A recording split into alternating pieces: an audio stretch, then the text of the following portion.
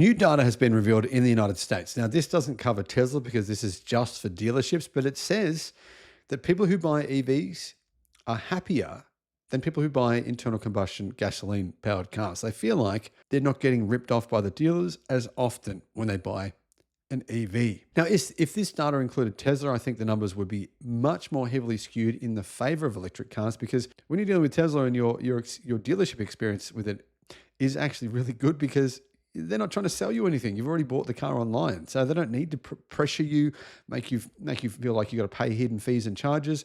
It's already on your email. You've got it, all the details are there.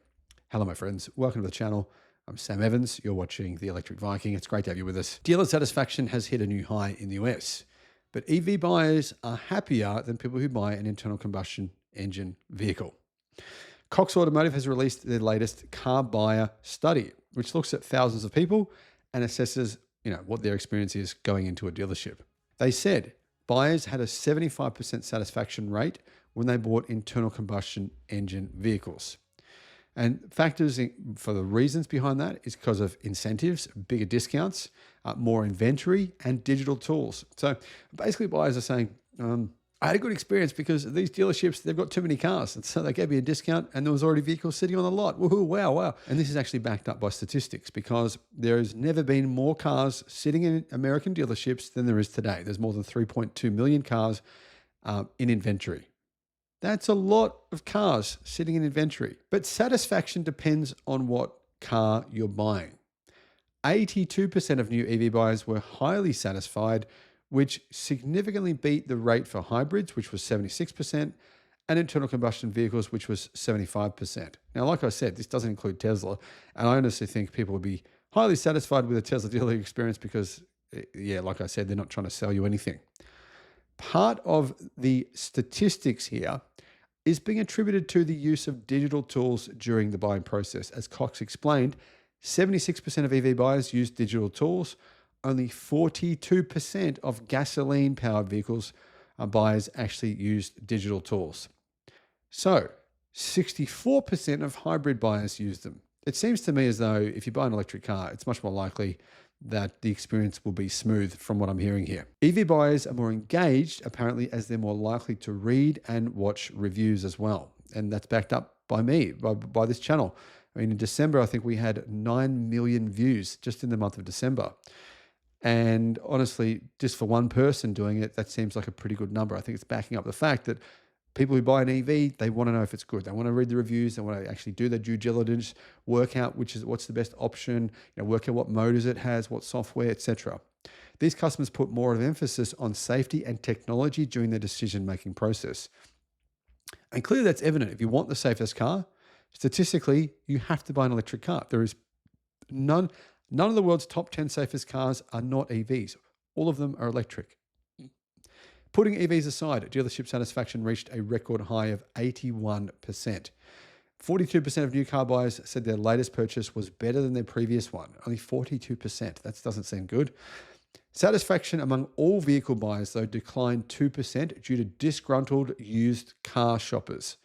People buying used cars, clearly more than 50% of them weren't happy. These customers are facing a number of headwinds, including tight inventories, elevated prices, and high interest rates. Inventories of new vehicles are very high, but used have declined. Access to modern digital tools that support a seamless buying experience are limited for second-hand used vehicles.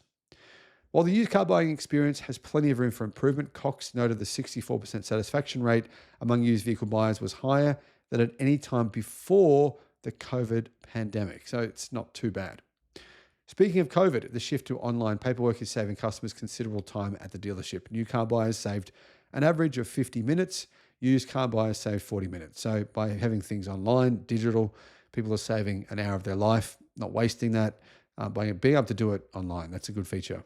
Interestingly, though, the study found buyers, or some of them, still value time spent at dealerships, especially test drives, vehicle pickups, and interactions with the sales team. Now, when I've been at the Xpeng dealerships, when I was getting my car, and other times when I've been driving it and doing test drives and all sorts of things, I've seen a huge amount of people test driving the G6, Xpeng G6 here in Australia.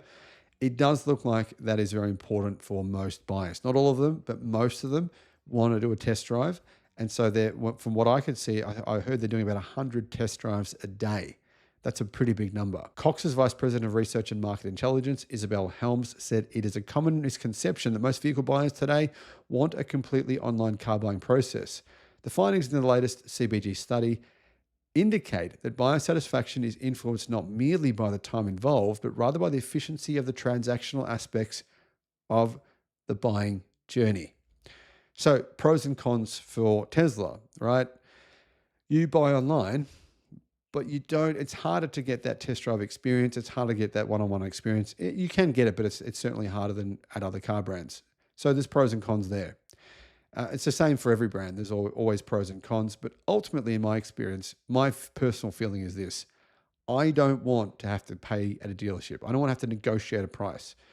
Here's the thing. 90% of the people who bought GM, Toyota, Ford, and Stellantis vehicles, 90% of them said they paid more than $2,000 above MSRP. More than $2,000. That was the average transaction. In fact, the average for 100% of buyers was around $2,500 above MSRP. In my opinion, that's not a positive experience.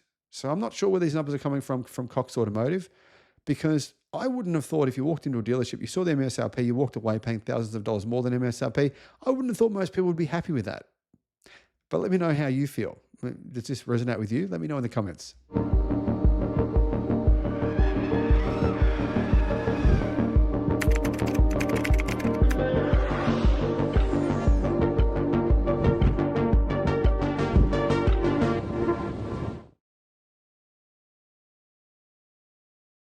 You know, analysts years ago, they said that Tesla's business model would not continue. Even Tesla predicted that this would all be over by now. But analysts have said, I know guys, I can reference you literally thousands of articles, including from Goldman Sachs, many respected analysts. I've been saying for years that they were wrong, completely wrong. It was factual. It was a farce. It was a complete joke that they said this revenue stream would dry up for Tesla. They said that by 2025, it was all over, by finished, Tesla would not be getting any more money from these car companies. Tesla have now received well over $10 billion from its rivals, from other car companies, in the form of credits, carbon credits. Now, these car companies had to pay Tesla, or they would have had to pay much more in fines in countries around the world where there are CO2 emissions targets in place or regulations in place. In 2025, it's about to get a lot worse. Emissions regulations have changed in Europe in particular, also in Australia and in other places. And the gravy train for Tesla is not slowing down, it's accelerating.